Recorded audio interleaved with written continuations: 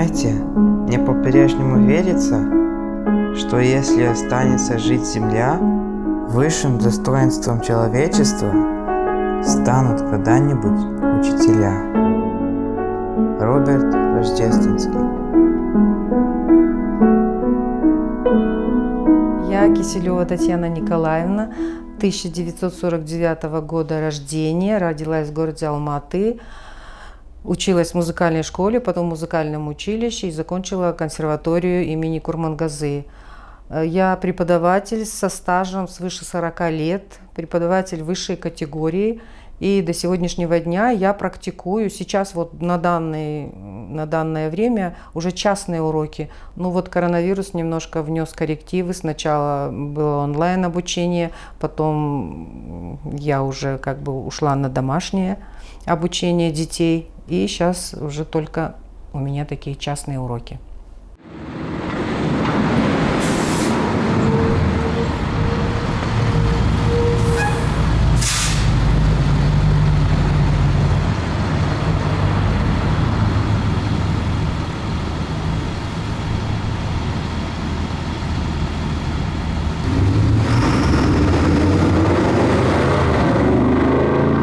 Меня зовут Артур, мне 14 лет. Я родился в городе Алмате, Казахстане, и мне было 5 лет, когда мы переехали в Америку. Сейчас я уже учусь в 9 классе, и после школы беру уроки фортепиано у своей бабушки Тани.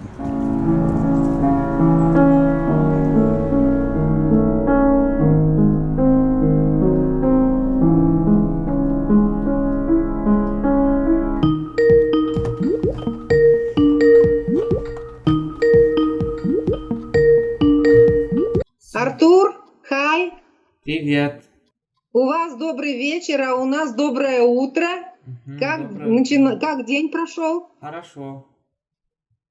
Ты занимался музыкой? Да. Ну, молодец, сейчас давай посмотрим, как у нас что получится. Так, гаммы играем?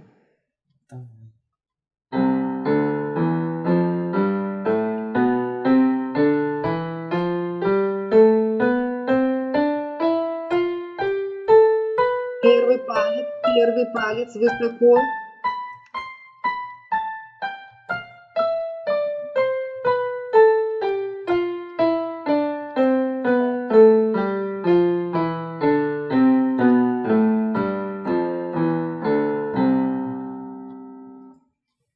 Но то, что я стала преподавателем и вообще, что я прошла весь этот вот путь музыкальный, это заслуга моего папы. Понимаешь, это через такой труд, это через такое не хочу, не могу, через все. И вот это именно папа, да. Он сидел вот так рядом, вот на стул сядет, вот так газету возьмет и сидит. Он может заснуть за этой газетой, но сидел. А я это самое играю. Он, ой, ошибку сделала, давай еще раз сначала. Давай еще раз. Это же все, у меня этих фотографий нет, у меня нету каких-то записей, но я это все помню отлично. Он меня просто тянул за уши. Он и в одну школу мы пришли поступать.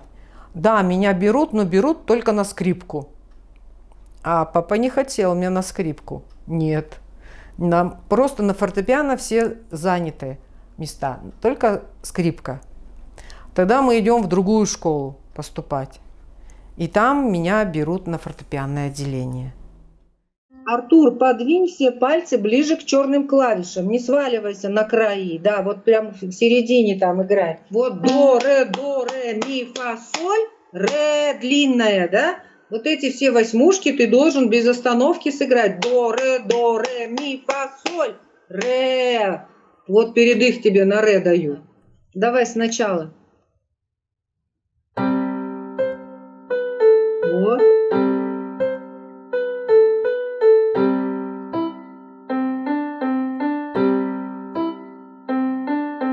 Прыгай. Половинка. Ой.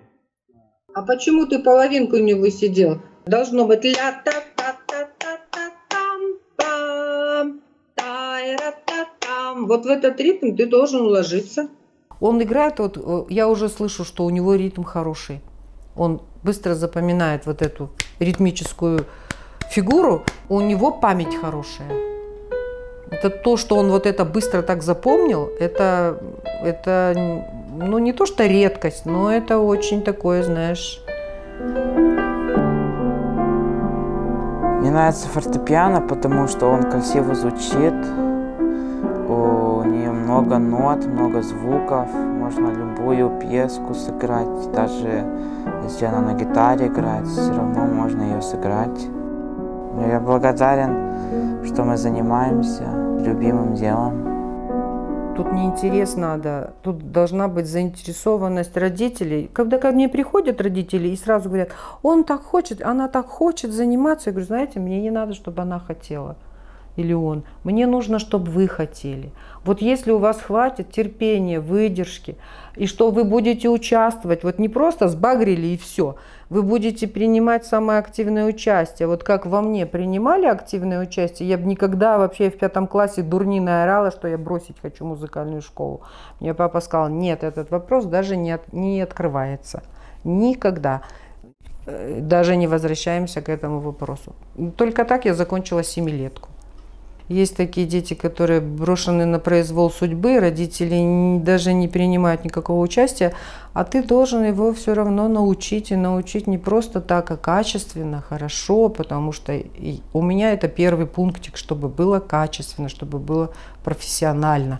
Ну, поэтому, наверное, у меня до сих пор держатся ученики, потому что родители тоже понимают, кто учит, лишь бы так, лишь бы научить, а кто-то вкладывает в это себя.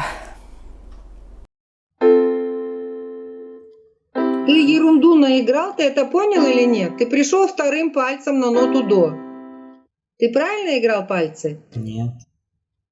Нет, неправильно. Надо всегда остановиться. Если ты понимаешь, что ты играешь неправильно, ты должен остановиться. Зачем ты продолжаешь? Артур, у тебя левая работает хорошо, и стоит хорошо, и поднимается, но правая как будто вообще не твоя. Ну ты точно так же ее сверху приготовь, сверху начни и стой на клавишах, стой, не укладывайся спать, стой на клавишах. Я ему быстро даю, я своим тоже ученикам говорю, я ускоренным курсом работаю. Я не работаю, вот давайте сегодня одну нотку выучим, завтра другую, через месяц мы длительности, понимаешь, это зарабатывание денег называется. Я могу вот это тянуть, эту резину на целый год. У меня ускоренный курс. Я быстро хочу, чтобы мои ученики играли, чтобы они быстро овладели нотами, там, всеми этими знаниями. И поэтому я как бы даю много сразу. Но потом я, если вижу, если справляется, я продолжаю пихать, конечно, в него эти все. А если я вижу, ему тяжело, тогда я немножко сдерживаю свой этот натиск. Но вообще я заинтересована, чтобы быстрее, больше давать. Артуру я же тоже хотела. Сначала одной рукой показала, он схватил. Я показала второй рукой, он схватил. А когда я говорю, давай сейчас 2 соединим, а тут он, ой, все, он понимает, что это сейчас тяжело, что это опять еще время на это надо потратить. И все, он уже, ой, соскочил и все, пошел. Я говорю, ну вот видишь, Артур, а это же вот так все и дается, вот таким трудом, нечеловеческим трудом. Значит, считаешь. 1, и 2, и 3, и 4, и 1, и 2, и 3, и 4, и 1, и 2. Сейчас ты первую половину, вот первую до играл хорошо, именно певуче было у тебя плавно. Потом ты, когда начал спотыкаться, заикаться, все, ты опять потерял уже. Давай еще раз.